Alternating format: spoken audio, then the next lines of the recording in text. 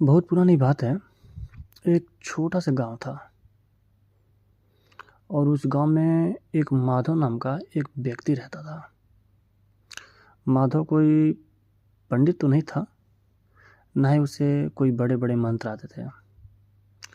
वो एक मामूली सा लकड़हारा था, लेकिन उसकी एक खासियत थी। वो जो भी काम करता था ना, उसमें अपने गोपाल गोपाल मतलब श्री कृष्ण को वो हर चीज़ में देखता था।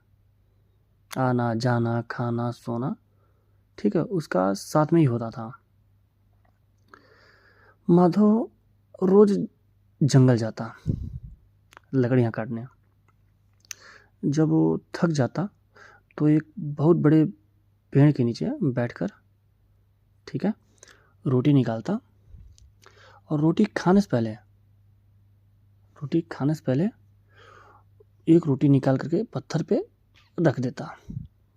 ठीक है, रोटी का एक टुकड़ा निकाल करके पत्थर पे रख देता और अपने गोपाल से कहता कि गोपाल, पहले तू ये खा ले, फिर मैं खाऊंगा, क्योंकि तू थक गया होगा मेरे साथ चलते चलते। दुनिया की नज़र में माधव पागल था, ठीक है, क्योंकि वो पत्थर से बातें करता था। लेकिन माधव के लिए वो पत्थर नहीं, स्वयं साक्षात नारायण थे। और गांव वाले उसे पागल ही बोलते थे, क्योंकि वो पत्थरों से बात करता था। क्योंकि उनको उसमें से पत्थर ही देते थे, लेकिन माधव को उस पत्थर में नारायण, साक्षात नारायण दिखते थे। एक बार गांव में एक बहुत बड़े विद्वान पंडित जी आए। उन्होंने देखा कि माधव अशुद्ध उच्चारण के साथ भगवान को पुकार रहा है और बिना किसी नियम के उन्हें भोग लगा रहा है। पंडित जी ने ये देखा और माधव को डांटा। कहा, अरे मूर्ख, भगवान ऐसे नहीं मिलते। उनके लिए शुद्ध वस्त्र, नियम, संस्कृत के कठिन मंत्र चाहिए। तू तो उन्हें अशुद्ध कर रहा है, कहीं भी बैठा दे रहा है, किसी तरह पुकार रहा है, कुछ भी खिला दे रहा है। ये गलत है। माधव पंडित जी की बातें सुन के डर गया। माधव डर सा गया। माधव सोचा, कहीं मेरी वजह से मेरे गोपाल को कष्ट तो नहीं हो रहा है।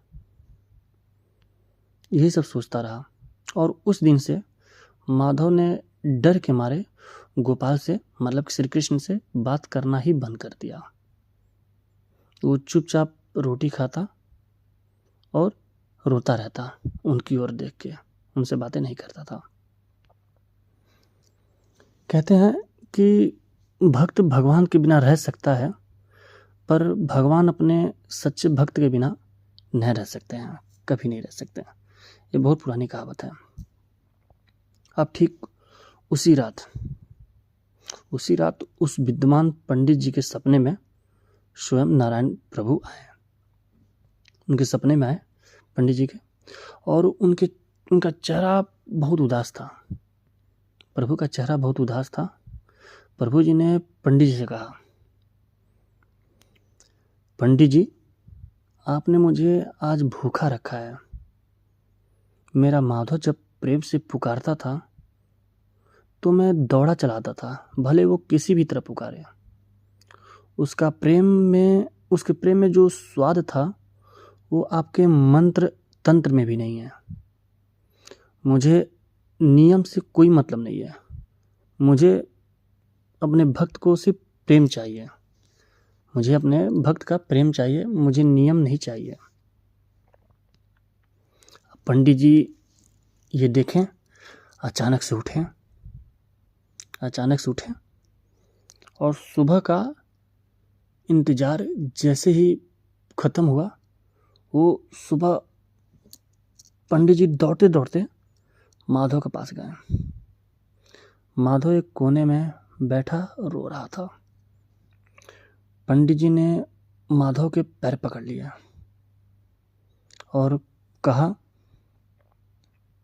माधव मुझे क्षमा कर दे, मैं तो सिर्फ किताबी ज्ञान जानता था, पर तूने तो भगवान को ही अपना बना लिया है। तुम्हारे गोपाल तुम्हारी रोटी का इंतजार कर रहे हैं। अब जैसे ही ये बातें माधव ने सुना, माधव खुशी से झूम उठा। वो जंगल भागा भागा गया और वही पुरानी जगह बैठा और जोर से चिल्लाया, गोपाल गोपाल आजा, आज बहुत भूख लगी है। और कहते हैं ना, उस दिन माधव की रोटी का वो टुकड़ा वहाँ से गायब सा हो गया और हवा में एक मीठी सी बांसुरी की आवाज़ गूंजने लगी। माधव के मन को जो सुकून मिला, वो माधव के लिए असली मोक्ष था। वो मतलब कि इस कहानी से हमें क्या सीख मिलती है? इस कहानी से हमें यही सीख मिलती है, श्रद्धा सबसे बड़ी चीज़ है। भगवान को हमारी भाषा या धन, मंत्र ऐसा कुछ नहीं चाहिए, उन्हें सिर्फ हमारा प्रेम भाव चाहिए। मन की शांति के लिए जब हम सब कुछ ईश्वर पर छोड़ देते हैं तो मन अपने आप शांत सा हो जाता है। सरलतापूर्वक जीवन जितना सरल होगा, भगवान उतना ही निकट होंगे। आप थोड़ी देर के लिए अपनी आंखें बंद करके बस ये सोचिए कि वो गोपाल आपके भी साथ हैं। इससे जो सुकून मिलेगा ना, वो दुनिया की किसी चीज़ में नहीं मिलेगा। सोचिए कहानी को और इस मंत्र को जरूर दोहराइए।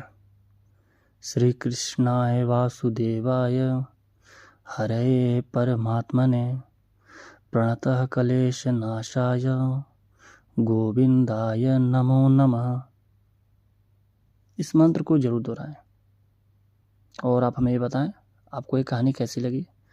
अगर आपको ये कहानी अच्छी लगी तो कमेंट बॉक्स में अपनी राय जरूर दें। जय श्री कृष्ण।